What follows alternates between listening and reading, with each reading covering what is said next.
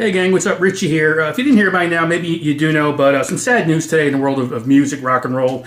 We heard that Brian Wilson of the Beach Boys had passed away today. So kind of a bummer because, I'm 52 years old, and if you roll back, the time capsule here, I was probably being influenced by the Beach Boys before I was even realized I was being influenced by the Beach Boys, whether it was for guitar playing, the harmonies, band, whatever it might have been.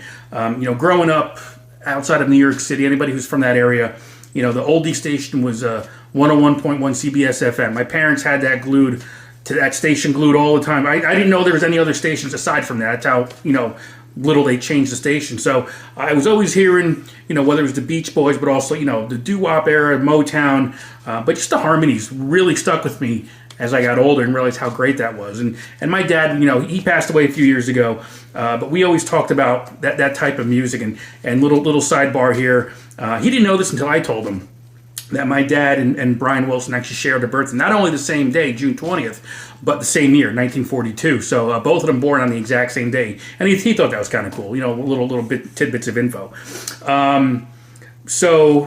Yeah, it just kind of stinks. But, it definitely was an influence on me. He loved the music. It was passed down to me. Matter of fact, at one point when he was thinning out the record collection, maybe 15 years ago, I kind of took what I wanted and he gave it to some other family members, what I didn't take.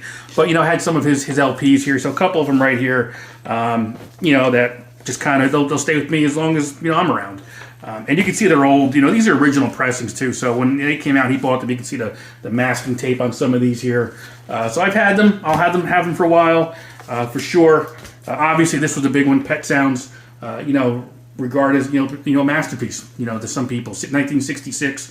So great album here. This was the only album I actually ever bought from the Beach Boys. So a little bit of everything on this one here. It's kind of like a greatest hits, but it was a good one.